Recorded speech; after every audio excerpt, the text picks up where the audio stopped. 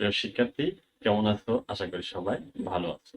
আজকে এসএসসি গণিত অষ্টম ও নবম অধ্যায়ের কিছু বহু নির্বাচনী প্রশ্ন নিয়ে আলোচনা করব।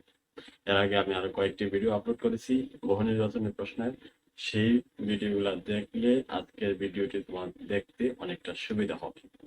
দেখো, এই বৃত্ত চ্যাপ্টারটি কিন্তু খুবই গুরুত্বপূর্ণ এবং ত্রিকোণমিতি এই দুটি অধ্যায় খুবই গুরুত্বপূর্ণ। তোমাদের যে সংক্ষিপ্ত সিলেবাস দিয়েছে, সেই সংক্ষিপ্ত সিলেবাসে দেখা যাচ্ছে যে এই দুইটি চ্যাপ্টার আছে, সুতরাং খুবই ইম্পর্টেন্ট। খুব মনোযোগ সহকারে বহু নির্বাচনী প্রশ্নগুলা দেখো। আমি প্রথমে একটি প্রশ্ন নিয়ে আলোচনা করব। প্রথমে বৃত্তের, ঠিক আছে। অকেন্দ্র বিশিষ্ট বৃত্তে এসিবি চিহ্নিত অংশটি কি বলা হয়? দেখো, একটা বৃত্ত অঙ্কন করা, বৃত্ত অঙ্কন করার পরে অকেন্দ্র বিশিষ্ট এইরকম একটা চিহ্নিত করে দেওয়া হবে এ বি সি। বলা হয়েছে যে অকেন্দ্র বিশিষ্ট বৃত্তে এসিবি চিহ্নিত অংশটি, এসিবি এই যে চিহ্নিত অংশটি কি বলা হয়? দেখো, এখানে কিন্তু দুইটা অংশ, একটা হলো এবি। আমরা এর আগে একটি ভিডিওর মধ্যে এই বিষয়টাকে আলোচনা করেছি। দেখো, আমরা যদি একটু চিত্রটাকে একটু সুন্দর করে আঁকি, দেখো, আমরা যদি এই অংশটা চিন্তা করি,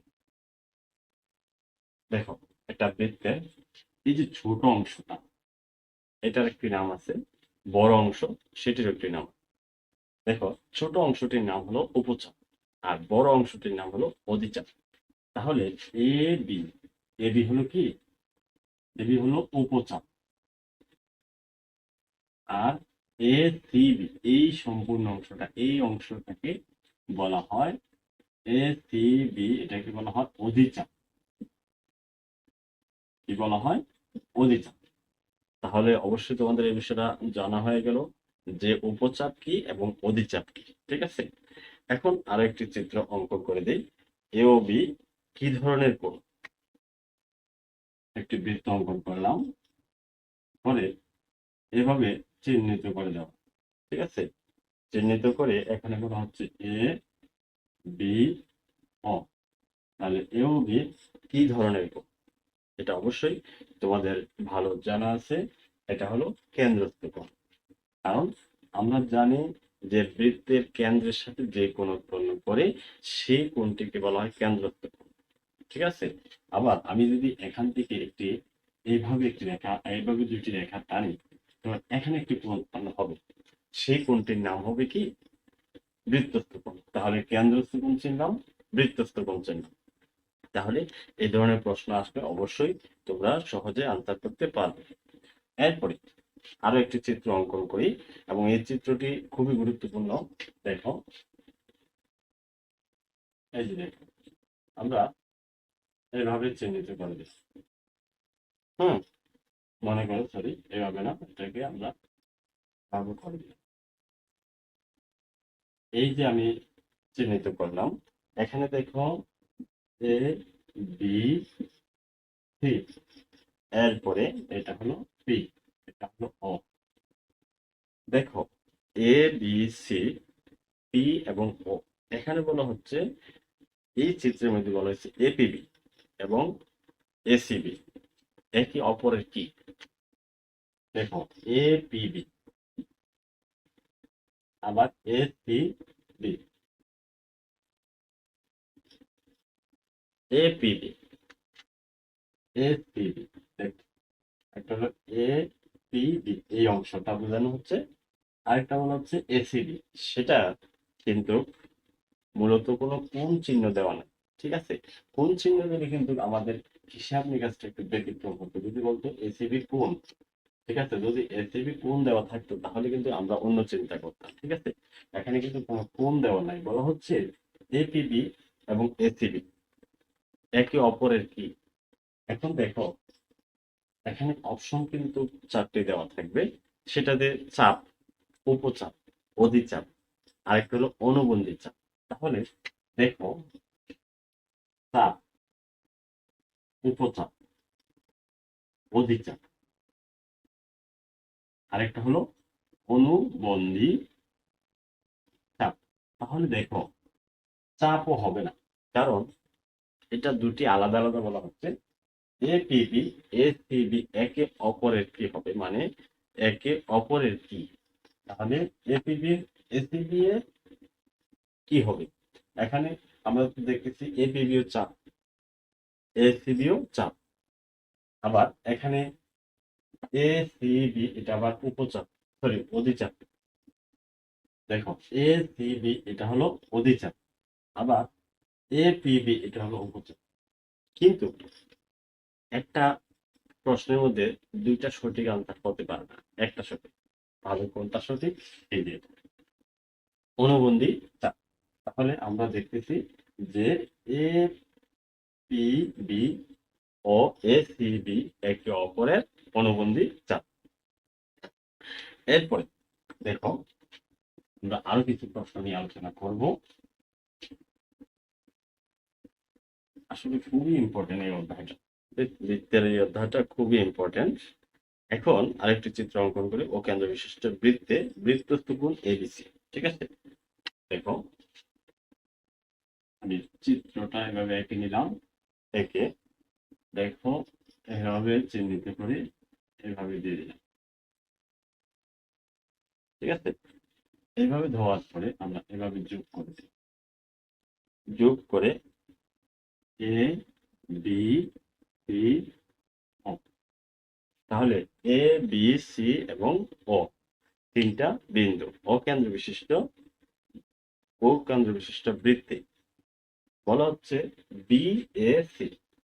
যে বিএসি কোণ, যে বিএসি এই কোণের মান কত ডিগ্রি সেটা বলা হচ্ছে, এই কোণের মান কত। তাহলে দেখো এটা কিন্তু একটি অর্ধবৃত্ত। দেখো আমরা যদি এই অংশটা বাদ দিয়ে দিই তাহলে কিন্তু একটা অর্ধবৃত্ত দেখা। তাহলে অর্ধবৃত্তস্থ কোণ কিন্তু এক সমকোণ, আমরা একটু উপপাদ্য প্রমাণ আছে যে অর্ধবৃত্তস্থ কোণ এক সমকোণ। সুতরাং বিএসি বিএসি অর্ধবৃত্তস্থ কোণ মানে হচ্ছে এক সমকোণ বা 90 ডিগ্রি, যে কোনো অপশন থাকতে পারে। ঠিক আছে, তারপরে দেখো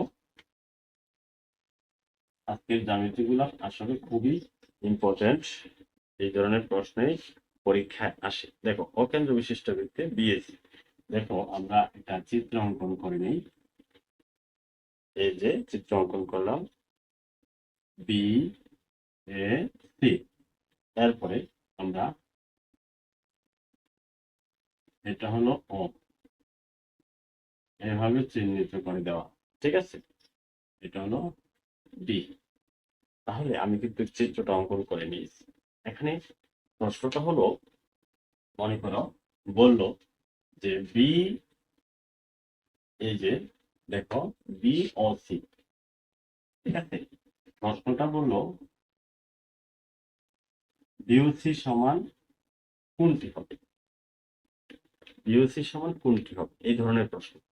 অথবা আসতে পারে বিএসি সমান কোনটি হবে।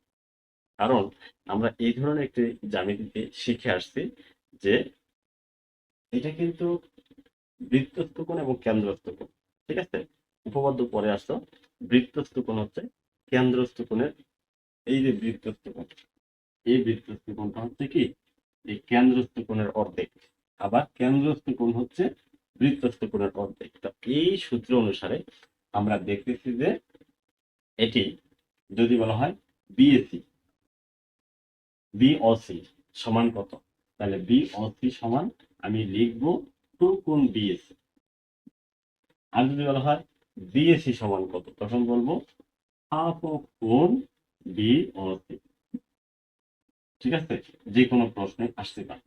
তার মানে কি বৃত্তস্থ কোণ একই চাপের উপর, এই যে বিসি চাপের উপর দণ্ডায়মান বৃত্তস্থ কোণ, বিসি চাপের উপর দণ্ডায়মান বৃত্তস্থ কোণ হচ্ছে কেন্দ্রস্থ কোণের অর্ধেক, বা কেন্দ্রস্থ কোণ হচ্ছে বৃত্তস্থ কোণের দ্বিগুণ। এই ধরনের প্রশ্ন তোমাদের আসতে পারে। ঠিক আছে, এরপরে দেখো বলা হচ্ছে যে কোন বৃত্তস্থ কোণের পরিমাপ 45 ডিগ্রি হলে কোন বৃত্তস্থ কোণের পরিমাপ 45 ডিগ্রি হলে তাহলে কেন্দ্রস্থ কোণ কত হবে? তাহলে আমরা একটু আগে যেই সূত্রটা শিখে আসছি, বৃত্তস্থ কোণের পরিমাপ। দেখো, এটা কিন্তু বৃত্তস্থ কোণ, এই যে বিএসি, এটা কি বৃত্তস্থ কোণ। বৃত্তস্থ কোণের পরিমাপ যদি 45 ডিগ্রি হয় তাহলে কেন্দ্রস্থ কোণের পরিমাপ কত হবে? 2 নম্বর, আবার যদি বলা হয় কেন্দ্রস্থ কোণের পরিমাপ মনে করো 90 ডিগ্রি হলে বৃত্তস্থ কোণের পরিমাপ কত? তাহলে আমাদের এই সূত্র প্রয়োগ করে এটা করতে। তাহলে এখানে দেখি, কোন বৃত্তস্থ কোণের পরিমাপ 45 ডিগ্রি হলে কেন্দ্রস্থ কোণের পরিমাপ কত হবে সেটা যদি আমরা চিন্তা করতে চাই, এটা বৃত্তস্থ কোণ, তাহলে বৃত্তস্থ কোণ হচ্ছে কি 45 ডিগ্রি। তাহলে বৃত্তস্থ কোণ যদি 45 ডিগ্রি হয়, কেন্দ্রস্থ কোণ হবে তার দ্বিগুণ। কার দ্বিগুণ? এই বৃত্তস্থ কোণের। তাহলে কি 90 ডিগ্রি। ঠিক আছে, বৃত্তস্থ কোণের পরিমাপ 45 ডিগ্রি হলে কেন্দ্রস্থ কোণ কত সেটা অবশ্যই বলতে পারি। বৃত্তস্থ কোণ হচ্ছে কেন্দ্রস্থ কোণের অর্ধেক। ঠিক আছে, আবার সরি, বৃত্তস্থ কোণ হচ্ছে, হ্যাঁ ঠিক আছে, বৃত্তস্থ কোণ হচ্ছে কেন্দ্রস্থ কোণের অর্ধেক, আবার কেন্দ্রস্থ কোণ হচ্ছে বৃত্তস্থ কোণের দ্বিগুণ। তাহলে এখানে যদি বলা হয় কোন বৃত্তস্থ কোণের পরিমাপ 45 ডিগ্রি হলে কেন্দ্রস্থ কোণ কত হবে? কেন্দ্রস্থ কোণ কত? তাহলে এই প্রশ্নের উত্তরে বলা হয় কেন্দ্রস্থ কোণ হবে কার? এটার দ্বিগুণ। তাহলে আমরা বলতে পারি বিওসি মানে হচ্ছে 90 ডিগ্রি। ঠিক আছে, এখন আমি আরো কিছু প্রশ্ন নিয়ে আলোচনা করব। এই প্রশ্নগুলো মনোযোগ সহকারে তোমরা যদি দেখো এবং প্র্যাকটিস করো তাহলে এই ধরনের প্রশ্ন আসলে তোমরা অবশ্যই ভালো আনসার করতে পারবে। দেখো, এখন বলা হচ্ছে কোন বৃত্তস্থ কোণের কোন বৃত্তের কেন্দ্রস্থ কোণ x+80 ডিগ্রি। x+80 ডিগ্রি, এটা হলো কি কেন্দ্রস্থ কেন্দ্রস্থ কোণ। তাহলে কোন বৃত্তের কেন্দ্রস্থ কোণ এত হবে, বৃত্তস্থ কোণ যদি x+10 ডিগ্রি হয় তাহলে আমরা বলতে পারি যে x এর মান কত। তাহলে x এর মান বের করা সহজ। আমরা জানি যে কেন্দ্রস্থ কোণ হচ্ছে বৃত্তস্থ কোণের অর্ধেক, কেন্দ্রস্থ কোণ হচ্ছে বৃত্তস্থ কোণের দ্বিগুণ। তাহলে আমরা লিখতে পারি x+80 সমান সমান 2 × x+10। কেন্দ্রস্থ কোণ হচ্ছে বৃত্তস্থ কোণের দ্বিগুণ। তাহলে আমরা পেয়ে যাই x+80 2x - 20 তাহলে x - 2x সমান 20 - 80। তাহলে x - 60, সুতরাং x এর মান 60 ডিগ্রি। তাহলে আমরা কত পেলাম? x এর মান পেয়ে গেলাম 60 ডিগ্রি। ঠিক আছে, এই ধরনের প্রশ্ন যদি আসে তোমরা অবশ্যই আনসার করতে পারবে। এখন দেখো, অকেন্দ্র বিশিষ্ট বৃত্তে এসিবি অর্ধবৃত্তস্থ কোণ। অকেন্দ্র বিশিষ্ট বৃত্তে এসিবি অর্ধবৃত্তস্থ কোণ। অকেন্দ্র বিশিষ্ট বৃত্তে এসিবি অর্ধবৃত্তস্থ। তাহলে এবিসি যদি 45 হয়, কোণ এ বি সি যদি 45 ডিগ্রি হয় তাহলে বলা হচ্ছে বিএসি কত হবে? বিএসি কত হবে? এই প্রশ্নটাকে তোমরা কিন্তু চিত্র অঙ্কন করে নিতে হবে। তাহলে আমরা চিত্রটা কিভাবে অঙ্কন করতে পারি? চিত্রটা অঙ্কন করে সহজে হিসাবটা পেয়ে যাবে। দেখো, এই যে একটা বৃত্তস্থ কোণ দিলাম, সরি এটা দিলাম আমরা বৃত্তস্থ কোণ, ঠিক আছে, এটা অর্ধবৃত্তস্থ কোণ। ঠিক আছে, আমরা দেখতেছি কি এ সি বি অর্ধবৃত্তস্থ কোণ। তাহলে যদি বি এ সি 45 ডিগ্রি হয় তাহলে B sorry A B C যদি 45 ডিগ্রি হয় তাহলে এটা কত হবে? এটা তোমাদের বের করতে হবে। দেখো, আমরা জানি ত্রিভুজের 3 কোণের সমষ্টি 180 ডিগ্রি। তাহলে এটা কিন্তু আমরা জানি 90 ডিগ্রি, কারণ এটা অর্ধবৃত্ত। আর এটা কিন্তু ওই ত্রিভুজের আরো একটি কোণ। আর তিনটা কোণের যুক্তভুজ 180 ডিগ্রি হয়, ঠিক আছে? তাহলে মাইনাস হবে কি 45 মাইনাস হবে 90, অর্থাৎ আমরা এখানে দেখতেছি শুধুমাত্র 45। তাহলে আমাদের রেজাল্ট কি হবে? এই যে 180 থেকে আমরা যে বিয়োগ করবো 180, দেখো এখানে আছে 135, তাহলে আমরা পাচ্ছি 45 ডিগ্রি। ঠিক আছে, 45 ডিগ্রি। এ হলো আমাদের এই বহু নির্বাচনী প্রশ্নের আনসার। এখন আমি আলোচনা করব তোমাদের আরো দুই একটি প্রশ্ন, যে প্রশ্ন গুলা খুবই গুরুত্বপূর্ণ। বলা হচ্ছে অকেন্দ্র বিশিষ্ট বৃত্তে এ বিভেষ অকেন্দ্র বিশিষ্ট বৃত্তে। এই কথাগুলো কিন্তু মনোযোগ সহকারে শুনতে হবে এবং প্র্যাকটিস করতে হবে। শুধুমাত্র টেনে টেনে চলে গেলে চলবে না, প্রত্যেকটাকে খাতায় নোট করবে। আমি যেভাবে আলোচনা করেছি প্রত্যেকটাকে খাতায় নোট করবে, প্র্যাকটিস করবে, দেখবে যে কিছুদিন করার পরেই যে কোনো বহু নির্বাচনের প্রশ্ন তুমি আনসার করতে পারবে। দেখো, অকেন্দ্র বিশিষ্ট বৃত্তে এবি ভেস, এরপরে এসিবি একটি অর্ধবৃত্ত ত্রিকোণ। তাহলে এসিবি এর মান কত? তাহলে এটা তো সহজ। এসিবি অর্ধবৃত্ত ত্রিকোণ, তাহলে এসিবি এর মান কত? তা এসিবি এর মান হলো 90 ডিগ্রি, কারণ অর্ধবৃত্ত ত্রিকোণ এক সমকোণ। আমরা এইভাবেই সহজে আনসার করতে পারি। এখন আরেকটা হলো অকেন্দ্র বিশিষ্ট বৃত্তে এবি ভেস এসিবি অর্ধবৃত্ত ত্রিকোণ হলে এটা একটি চিত্র অঙ্কন করো। মনে করো এই যে এ সি বি, এসিবি অর্ধবৃত্তস্থ কোণ হলে এও বি কত? এটা হলো এ ও বি এর মান কত? তা আমরা এটা সহজে বলতে পারি এটা একটি সরল কোণ। একটি সরল রেখার উপর কোনো বিন্দুতে যদি কোণ উৎপন্ন করে, সরল রেখার উপর কোনো বিন্দুতে যদি কোণ উৎপন্ন করে, সেটা হবে সরল কোণ, মানে 180 ডিগ্রি। তার মানে এটার মান কত পেলাম? 180 ডিগ্রি। ঠিক আছে, এবার আমরা আলোচনা করব ত্রিকোণমিতির কিছু বহু নির্বাচনী প্রশ্ন। এই ত্রিকোণমিতিরও কিছু প্রশ্ন আমার প্লেলিস্টে, যে চ্যানেলের প্লেলিস্টে দেওয়া আছে, সেগুলা প্র্যাকটিস করলেও তোমরা অনেক কিছু শিখতে পারবে।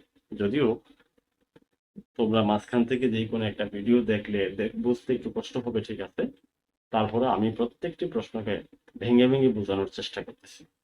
এবার আমি একটি চিত্র অঙ্কন করে দিই, যে ত্রিকোণমিতির ক্ষেত্রে এই যে একটা চিত্রের মধ্যে বলা হচ্ছে, মনে করো এটা বলা হয়েছে 5 4, এ হলো 5 এবং 4, এটা দেওয়া হচ্ছে থিটা। এখন এই চিত্রের মধ্যে বলা হচ্ছে sec থিটা কত? sec থিটা কত? চিন্তা করো এই সূত্রটা, এই মানটা কিভাবে আমরা দেখবো? sec থিটা কত? আমরা এই বিষয়ের উপরে আরো কিছু ভিডিও আপলোড করা আছে, সেগুলা দেখলে বিষয়টা ক্লিয়ার হতে পারবে। তারপর আমি ভেঙে ভেঙে বলি, আমরা এখান থেকে যদি sec থিটার সূত্র বের করতে চাই, sec থিটার মান বের করতে চাই, তাহলে cos থিটার বিপরীত। cos থিটা মানে ভূমি বাই অতিভুজ, আর sec থিটা মানে অতিভুজ বাই ভূমি। এখানে যদি কোণ দেওয়া আছে, মনে রাখবে এটা হলো ভূমি, এটাকে ভূমি কল্পনা করবে না, কারণ কোণ কিন্তু এখানে দেওয়া আছে। তাহলে এটা ভূমি, আর সমকোণের বিপরীত বাহুকে বলা হয় অতিভুজ। এটা হলো অতিভুজ, আর এটা হলো লম্ব। অনেকে মনে করতে পারো স্যার এটা তো ভূমি না, এটা ভূমি না। হ্যাঁ, ভূমি হতো যদি এখানে কোণ থাকতো। এখানে কিন্তু কোণ চিহ্নিত করে দিচ্ছে থিটা। আমরা জানি যে থিটা কোণ সংলগ্ন বাহুকে ভূমি বলে। তাহলে এই যে থিটা কোণ সংলগ্ন বাহুকে বলা হয় ভূমি। তাহলে এটা যদি ভূমি হয়, এটা হলো সমকোণের বিপরীত বাহু, সেটাকে বলা হয় অতিভুজ। আরেকটি বাহু রয়েছে, সেটাকে বলা হয় লম্ব। এখন যদি বলা হয় sec থিটার মান কত? sec থিটার মান বের করতে হলে তোমাকে ভূমির মানটা বের করে নিতে হবে।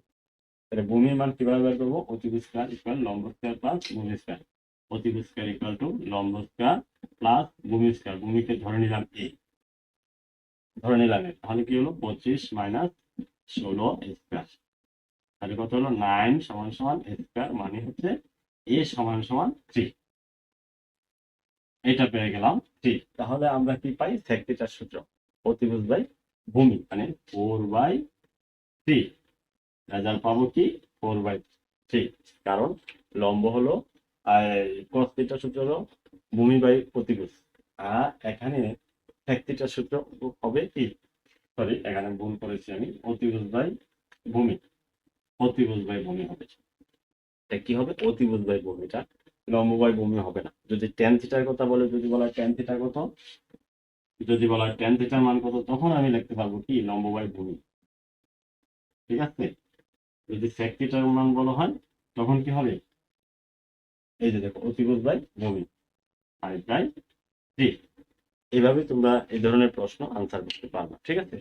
এবার আরো কিছু প্রশ্ন আমি আলোচনা করব, যে এই অংশটা মুছে ফেলি। দেখো এখন বলা হচ্ছে tan থিটা সমান 1/√3। tan থিটা সমান 1/√3। এখন এটা দিয়ে যদি তুমি একটা চিত্র অঙ্কন করো, তারপরে বলা হচ্ছে 1/cos থিটার মান কত। এখন আমি এটা দিয়ে একটা চিত্র অঙ্কন করবো। ঠিক আছে?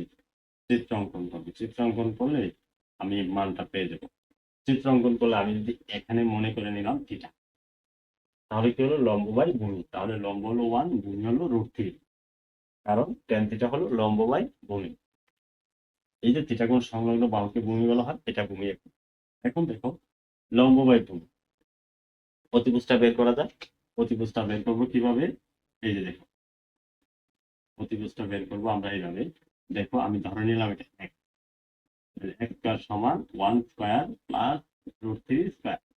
তাহলে কি পেলাম? 1 প্লাস 3 মানে হচ্ছে 4, তার মানে x এর মান 2।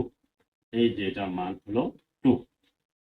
তাহলে এটা যদি 2 হয়ে থাকে, এখন cos থিটা 1/cos থিটার মান কত হবে? তুমি চিন্তা করো, 1/cos থিটা মানে sec থিটা। ঠিক আছে? 1/cos থিটার সূত্র হলো sec থিটা। তাহলে sec থিটার সূত্র কি? sec থিটার মানটা কি হবে? অতিভুজ বাই ভূমি, অতিভুজ বাই ভূমি। তাহলে 1/cos থিটা এর মান হলো 2/√3। এটা আমাদের আনসার। এখন যদি বলা হয় sin থিটা সমান হাফ,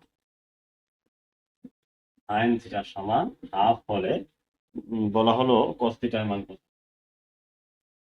cos থিটার মান কত। তাহলে তোমরা এটাতে চিত্র অঙ্কন করে নিও। এই যে চিত্র অঙ্কন করলাম, এখানে থিটা, ঠিক আছে, থিটা ধরলাম, ধরে আমার এটা কিন্তু সাইনের সূত্র কি লম্ব বাই অতিভুজ। তাহলে লম্ব কি 1, অতিভুজ কি 2। তাহলে এটা কি হবে? অতিভুজ স্কয়ার ইকুয়াল লম্ব স্কয়ার প্লাস ভূমি স্কয়ার, ধরে নিলাম 1। তাহলে 4 বিয়োগ 1 মানে 1 স্কয়ার, এখানে পাচ্ছি 3, 3 মানে 1 স্কয়ার। সুতরাং x ইকুয়াল টু √3। এটা আমরা পেয়ে গেলাম √3। এই যে √3 পেলাম, এখন বলো cos থিটার মান কি? cos থিটার সূত্র কি ভূমি বাই অতিভুজ। তাহলে ভূমি হলো √3, অতিভুজ হলো 2। ভূমি বাই অতিভুজ আমরা মান পেয়ে গেলাম। এবার আসো cosec square theta √1 minus cos cosec square theta √1 minus cos theta এর মান কত সেটা বলো। এখন কি করবে? দেখো 1 মাইনাস cos স্কয়ার থিটা মানে কি sin স্কয়ার থিটা। তাহলে এখানে দেখো cos square theta, cosec square theta into এটা হলো sin স্কয়ার থিটা √1। ঠিক আছে? তাহলে cosec স্কয়ার থিটা ইনটু এটা হলো sin থিটা। তাহলে এটাকে যদি আমি দেখি 1/sin স্কয়ার থিটা, তাহলে এখানে হলো sin থিটা। তাহলে সাইনে সাইনে কেটে দিই, এই সাইনে সাইনে কেটে দিলে 1/sin থিটা থাকে, তার মানে cosec থিটা। আমরা পেয়ে গেলাম 1/sin থিটা অথবা cosec থিটা। এখানে যে কোনো অপশনটি থাকতে পারে। ঠিক আছে? যে কোনো অপশন থাকতে পারে, এইটাও থাকতে পারে বা এইটাও থাকতে পারে। তোমরা যেটা আসে সেটা সঠিক চিহ্ন দিয়ে দিবে। দেখো আরেকটা সূত্র হলো sec থিটা সমান 1 হলে sin স্কয়ার থিটার মান কত? sec থিটা সমান 1, sec থিটা সমান 1 হলে sin থিটা সমান কত? এই যে আমরা আমার sine square theta, sorry sine square, এই যে প্রশ্নটা দেওয়া হয়, দেখো ওয়ান এর নিচে কিন্তু মনে মনে ওয়ান, আমরা এটা কল্পনা করি, ঠিক আছে। এবার দেখো আমরা যদি চিত্র অঙ্কন করি, চিত্র অঙ্কন করলে sec থিটার সূত্র কি? আমি ধরে নিলাম এটা থিটা, sec থিটার সূত্র কি? cos থিটার সূত্র হলো ভূমি বাই অতিভুজ, আর sec থিটার সূত্র হলো কি? অতিভুজ বাই ভূমি, অতিভুজ বাই ভূমি, ঠিক আছে, অতিভুজ বাই ভূমি। তাহলে আমার যদি এটা বের করতে চাই তখন কিভাবে বের করবো? অতিভুজ স্কয়ার ইকুয়াল লম্ব স্কয়ার প্লাস ভূমি স্কয়ার, ওয়ান সমান, দেখো এটা সম্ভবত কোনো ত্রুটি আছে না, ত্রুটি নাই, ঠিক আছে, আমরা এটাকে চিন্তা করি কি করা যায়, ঠিক আছে। আচ্ছা যাই হোক, আমি লিখে ফেলি, মনে করো ওয়ান, ওয়ান সমান সমান x square, zero x square, অর্থাৎ এক্স স্কয়ার সমান সমান জিরো, মানে এক্স এর মান জিরো। আসলে এই ধরনের মান কিন্তু হয় না, কোন একটা চিত্রের মধ্যে এই ধরনের কোনো মান হয় না, কারণ আমরা জানি যে আমরা জানি যে যেহেতু বাহু আছে, বাহুরও মানও আছে, কিন্তু এখানে এক্স এর মান হয়ে গেছে জিরো, এই ধরনের কোনো প্রশ্নই হয় না। তারপরও এটার আনসার কিন্তু সঠিক করেছে, সঠিক দিয়েছে, সেটা আমরা দেখি সঠিকতাটা কি আসে। সঠিকতাটা আসতেছে জিরো, দেখি আমি এখন জিরোটা আমার আসে কিনা, ঠিক আছে। জিরো কিভাবে আসে? সাইন থিটার সূত্র কি? লম্ব বাই অতিভুজ, লম্ব বাই অতিভুজ, তার মানে জিরো বাই ওয়ান হয়ে গেল। দেখো কেমনি কিভাবে জিরো বাই ওয়ান, দেখো সাইন থিটার সূত্র হলো লম্ব বাই অতিভুজ, তাহলে এক্স এর মান কিন্তু আমরা পেয়েছি জিরো, মনে করি তাহলে জিরো বাই ওয়ান, তাহলে কত পেলাম? জিরো। তাহলে সাইন স্কয়ার থিটা সমান কত হবে? জিরো স্কয়ার, তার মানে জিরো, তার মানে হচ্ছে সাইন স্কয়ার থিটার মান হয়ে গেল জিরো। এবার আরেকটি প্রশ্ন করব, যে প্রশ্নটি খুবই গুরুত্বপূর্ণ, একসাথে দুইটি কাজ, এই প্রশ্নটা তোমরা খুব মনোযোগ সহকারে দেখবে এবং প্র্যাকটিস করবে। মনে করো একটা চিত্র দেওয়া এরকম ভাবে, চিত্রতে চিহ্নিত করে দেওয়া হয়েছে এবিসি, 4 4 5 এ বি সি। এখন এটাতে বলা হচ্ছে সাইন এ মাইনাস কস সি, সাইন এ মাইনাস কস সি এর মান কত? খুব ইম্পর্টেন্ট একটা প্রশ্ন। দেখো এখন আমরা কিন্তু এখানে সূত্র অনুসারে এই ভূমির মানটা বের করে নিতে, ভূমির মান বের না করলে আমরা এখানে অন্যান্য মানগুলো বের করতে পারবো না। তাহলে আমরা যদি ভূমির মানটা বের করি তাহলে কি হবে? অতিভুজ স্কয়ার ইকুয়াল লম্ব স্কয়ার প্লাস ভূমি স্কয়ার, ভূমি মনে করে ধরে নিলাম এক, এটাকে ধরে নিলাম এক, তাহলে 25 মাইনাস 16 সমান সমান এক স্কয়ার, তার মানে 9 সমান এক স্কয়ার, এক সমান 3, তাহলে আমি এটা পেয়ে গেলাম 3। এখন যদি বলা হয় সাইন এ এর মান কত, তাহলে কি হবে? লম্ব বাই অতিভুজ, লম্ব বাই অতিভুজ, সরি অতিভুজ হলো 5। এরপরে সরি সরি আমার ভুল হয়ে গেছে এটা, দেখো এটার মধ্যে একটা ফ্যাক্ট আছে, ফ্যাক্ট আমি বুঝিয়ে দিচ্ছি। দেখো এই যে এ কিন্তু এই জায়গায়, এই যে সাইনে, এই সাইনে এই কোণটা ওইখানে থাকার কারণে ভূমি কিন্তু এটা, ঠিক আছে। এই যে দেখো এইটার ক্ষেত্রে ভূমি এটা, আবার এটার ক্ষেত্রে ভূমি আবার আরেকটা হবে, কারণ এখানে সাইন কস সি এর কথা বলছি। তাহলে এখানে দেখো সাইনের সূত্র কি? লম্ব বাই অতিভুজ, তাহলে লম্ব হলো কত?